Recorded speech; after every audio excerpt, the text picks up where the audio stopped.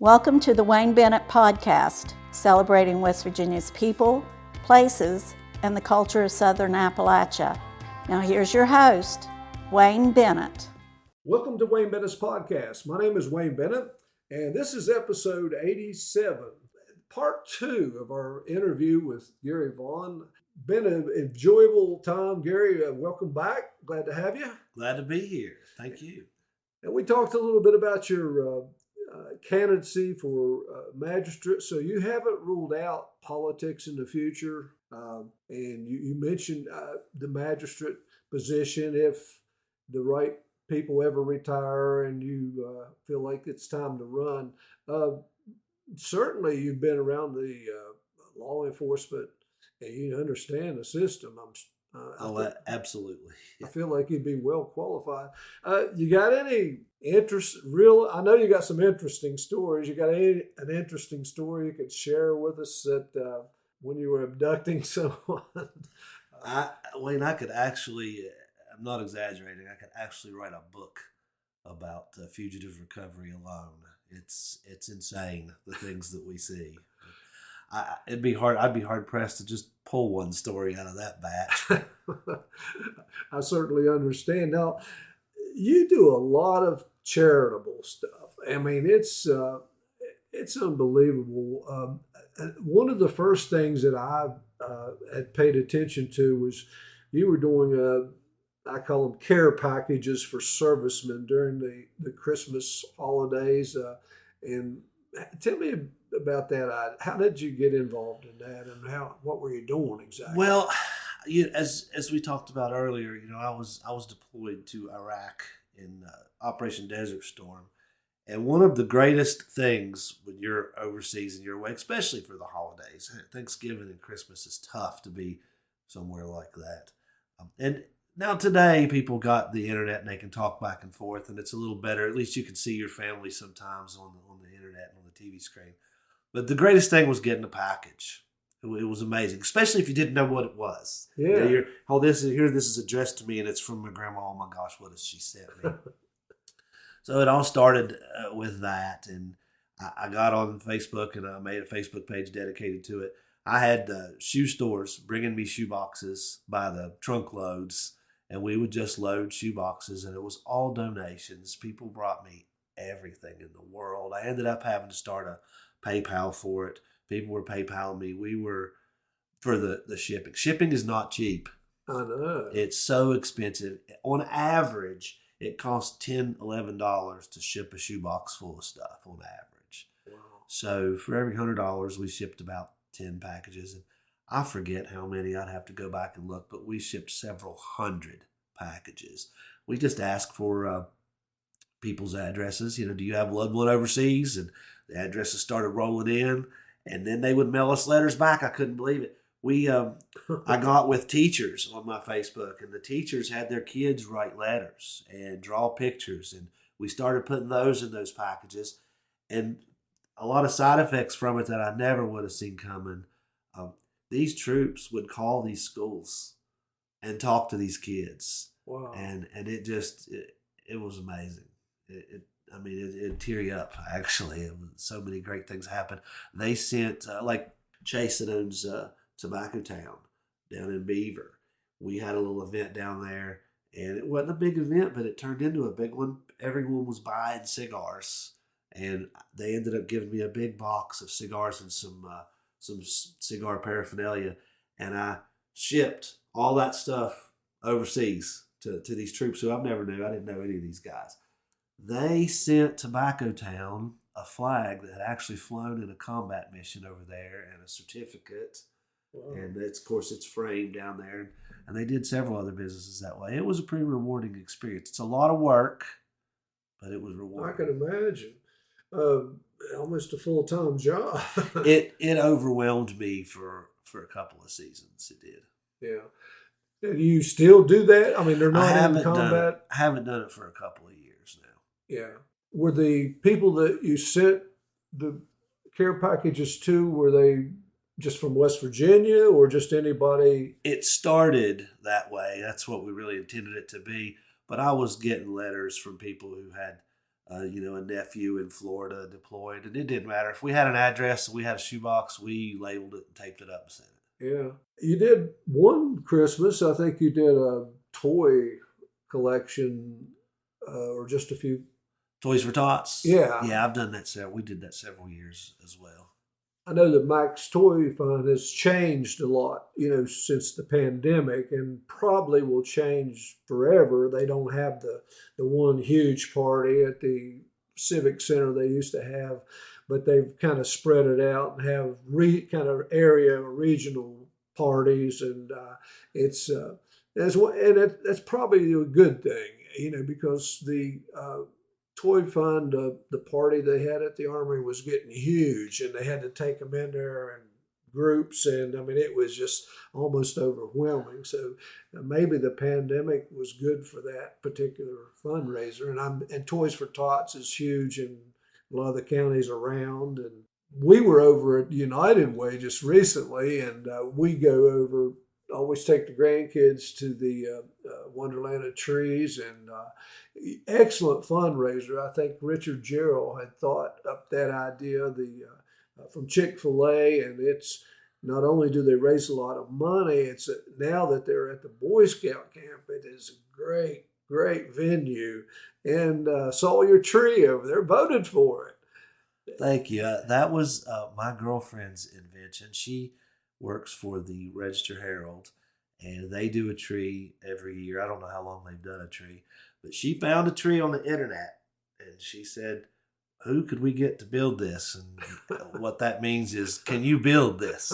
So I built the tree. She stained and did the burning on it and completely decorated it. She did a fantastic job. I think it made some good money over there. Good. I was going to ask you if you sold it. It sold. I'm told it sold for $750. Wow, that's great. It was the only wooden Christmas tree out there. And that's an excellent idea for United Way. We've always supported them. Just here, well, actually, what's going on now? There's a cancer benefit at Calasinos, and I think this is the 6th or 7th year that they've done this. The 6th Can year. you tell us about that a little bit? Yes, they do it every year. Of course, by the time this airs, I think it'll be over this year. But every Thanksgiving, the Wednesday night before Thanksgiving, they have a band. Then Friday, then Saturday. People donate all sorts of items. There are things as simple as a gift card for gas, and there is Lowe's from Lewisburg even donated a big electric fireplace entertainment center and everything in the middle. I donated some artwork. A couple other local artists did, some local woodworkers. And what you can do is you can go in during that whole week. You can buy as many tickets as you want for $1, and all those things are lined up in their front room, and you can go put your tickets in whatever you want in the drawing for. And then Saturday night we'll do the drawings and we'll give all that stuff away. Last year, Calasinos was able to raise $7,500. We're hoping to beat that this year. Yeah. The Weeks family, Jeff and Jamie, are fantastic.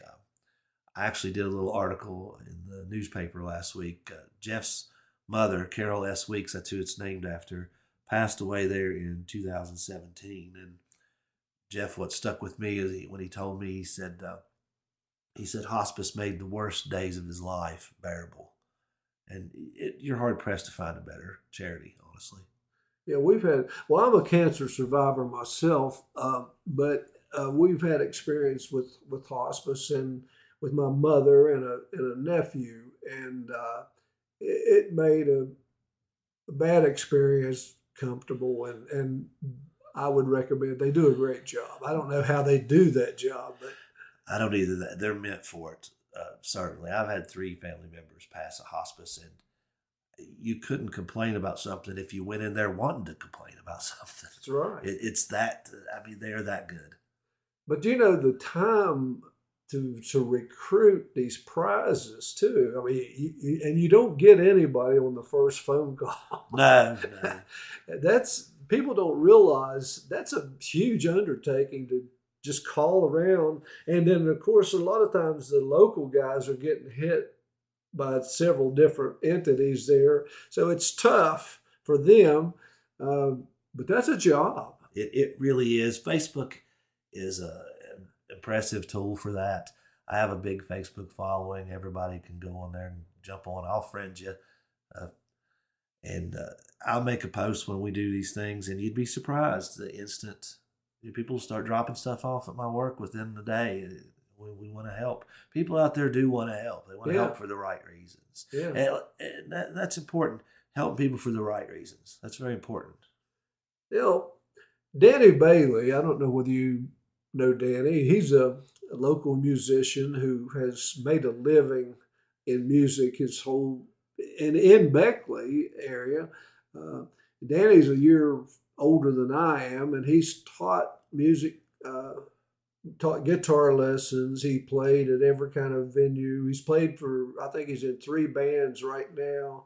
He's played for parties, weddings, plays. But he once told me that, to make a living as a musician in Southern West Virginia, you got to be really creative. And it's the same way about art. And I got a quote from you. It said, "Ben Arcee is a curse. I see things every single day that need to be saved and turned into art, but don't have the room." But you want to make a living as an artist, don't you? I think everybody when art is a passion like it is for me, it's really a passion. It's not a job to me. I enjoy doing it. But I'd love to be able to make a living doing art. It's really hard here in Southern West Virginia to do that. It's very difficult. Traveling is frustrating because you go to these other places, Wilmington, and you go to Charlotte and you see, oh my goodness, if I lived here, I could sell so much art, because there are artsy communities and so many outlets. There just isn't a lot of outlets here. Facebook's my biggest outlet. And of course, going to events. I set up at events and I do well, but it's really difficult to make a living. Now, I'm very lucky. I have downsized my bail bonding job. I used to work full time all the time. I'm down to 3 days a week now doing that job. So I can focus more on art. Yeah, and Southern West Virginia, we're a little bit spoiled. I mean, we'll see some art, but we want to pay a flea market price, and it's not fair, I guess, to the artist or the people that appreciate it. But now what are some of the things you paint? You're not conventional exactly. Well, like you said about music, you've got to be creative. You've got to change it up all the time, and art should inspire you one way or the other. I mean, I've been at events and people come by and just, I have to have that. I have to have that. I'm going to an ATM. Please don't sell that. I'm coming back.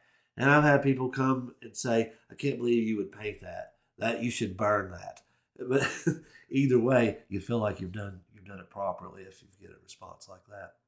But I mean, you've painted motorcycles, trucks, beer cans. You've had painting classes, trailers. You've had, I think you got an upright bass guitar sculpture now. You've painted car doors. Do they go? I mean, do they sell? Oh yeah. Sometimes I'll have something for a year, but I don't keep anything too long. I get real busy in the winter, paint a lot of stuff at home, and then when the events kick back up in the spring, I'll start selling it all again. And when you paint a car door, of course, you come up with an idea, and of course, you're thinking about something that might sell. What kind of paint do you use? I mean, what? I use acrylic paint on car doors and spray paint, a little of both. You don't have to do much to these old rusty car doors. You just sand them down a little bit, give them a little bit of texture so that the paint will hold. And then we clear them. I have a friend and we clear them at a body shop with actual automotive grade clear. So they'll last forever. They'll outlast all of us. In your spare time, you... what's that? Well, you have trivia on Tuesday nights. You've had the biker and Jeep nights on Thursday nights. Then you've helped establish trivia in the Beaver area and Wyoming County and Mullins, Pineville the other nights. Where do you get all your energy? I mean, everyone asks me that. I really don't have an answer for that. I just go. And do you have like trivia. I mean, do you donate your time or you get paid a No, little bit? I get paid for my That's time like an to do event. it. It's an event. I do. There's a lot more to it than just the 2 or 3 hours we're there doing trivia. I'm sure. I have to, of course, get it all together and make sure it's all legit. And what I've done, it's very simple. I travel. We try to take our weekends and go if we can when we're off. And my girlfriend and I've bought probably every Trivial Pursuit game there is out there. I have them all. I go through those cards. I pick and choose, and we find some funny stuff. And we have some really good times at trivia at Calicinos. If you like trivia or you like to use your brain, there's no other trivia like it. I guarantee it. People that come end up regulars. Like I don't have to go over the rules or anything anymore. Everybody that's there is a regular. It's really a lot of fun. And I'm sure it helps places out like Calicinos. A Tuesday night is usually not a real big night as far as production or selling. And when you get 30, 40 people coming in there that you normally wouldn't get, that's got to help business. That's the whole idea of doing events like that. You know, we right now we have a cards night. We play a cards game, and it's on Thursday nights, and we do the trivia on Tuesday. And it's exactly that. It's a night that generally you wouldn't have a lot of people in there. You've got the space. Let's bring them in. They're all going to buy something to drink. They're all going to eat. They're going to have a good time. Just recently, you've started writing an events page for the Register Herald. And my sister, who is 79 years old, is not on the internet, loves the page that you write because she likes to go. And she looks forward to that particular page, see what's going on around Beckley. About the only way she can find out since she's not on the internet. And especially during the summer, Fridays in the park and those activities are taking place. And she really looks forward to that. But you also have written several stories for the newspaper, and the newspaper business is kind of dying down. The younger people aren't taking the newspaper. Most of the people that take the newspaper are seniors or middle-aged people. And you've written several stories. How did you get involved in the writing part? Well, my girlfriend, as I said, Lisa Stadelman, she's been at the newspaper for many years and just going in and out. And I've met the editor, at some newspaper events, and he, like you found me on Facebook and said, you're into all this. And we just got to talking one day, and he said, this would be a really good idea. And I thought I'd give it a shot. And honestly, I'm not a writer.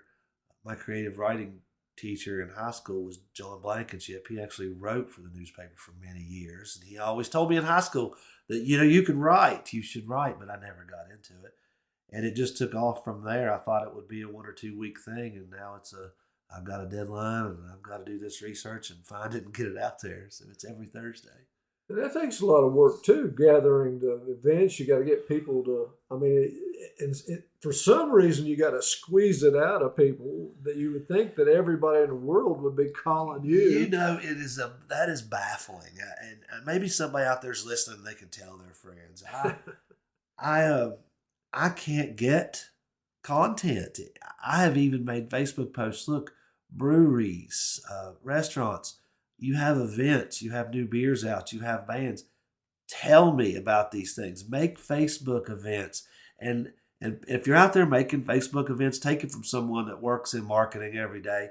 Put all the details in there. It's somebody will say to me, you're always writing about the beer at Free Folk and the beer out at the Weather Ground Brewery. Well, no one else will contact me. No one else will return my calls. If you don't want the newspaper, if business is that good, then more power to you. Now, I agree with John Blankenship. Actually, John and I used to work together at Woodrow Wilson High School. We were both English teachers, and we both have written. I've written for the Register Herald for about 41 years, but I write a wrestling column, and it's one of those limited things that only a few people will read, but they haven't thrown me out yet. But I agree. I like the way you write. You have a kind of a journalistic flair. It's fresh, and I hope you continue doing it. Now, you do depend on for your events and for your sales. You do depend on the Facebook a lot, don't you? Facebook events is the biggest place to find things to do, but most people, the general public, aren't going to go on and search like I do. I got to search to find these things, and even doing what I do, and like I was telling Damon Kane, the editor, even really searching, you can miss events. I've had a lot of events happen yesterday. I'll see on Facebook and somebody posted, "Hey, we went to this yesterday. It was awesome," and I had no idea that it happened. And we're trying to avoid that. That was the big thing. Is let's let people know what's coming up, not what happened. Yeah, yeah. Have you ever been in Facebook jail? A couple of years ago, I was in. Well, actually, for about 3 years, I was in Facebook jail more than I was on Facebook. Yeah. How do you stay off of it now? I changed my tune a little bit. I started a new Facebook a couple of years ago, and I've changed my tune. I've tried to keep it not very political at all, and basically my entire Facebook is art, events, and things like that. Yeah. Every now and then something will happen. I'll just have to say a little something political, but I keep it down. What's next? I mean, what do you got? What are you thinking about? You'd mentioned in one conversation we'd had about possibly doing a podcast. What's next for Gary Vaughn? I don't know. I kind of take things as they come. I like writing for the newspaper. As you know, you don't do it for the money. You do it for that it really does help. And like you said about your sisters, people really, I love it when somebody comes to me at an event and says, "I wouldn't even have been here today. I didn't even know this was a thing. Thank you for writing about that." Yeah. That's important to me. Things don't get bigger if more people don't know about them. And in Southern West Virginia, we have a lot of potential here. We got 3 highways meeting. We've got 1977 and 64 all meeting right here. And there's no reason why we shouldn't be as big as Roanoke or as popular and artsy as Roanoke. It's just a matter of getting that information out there.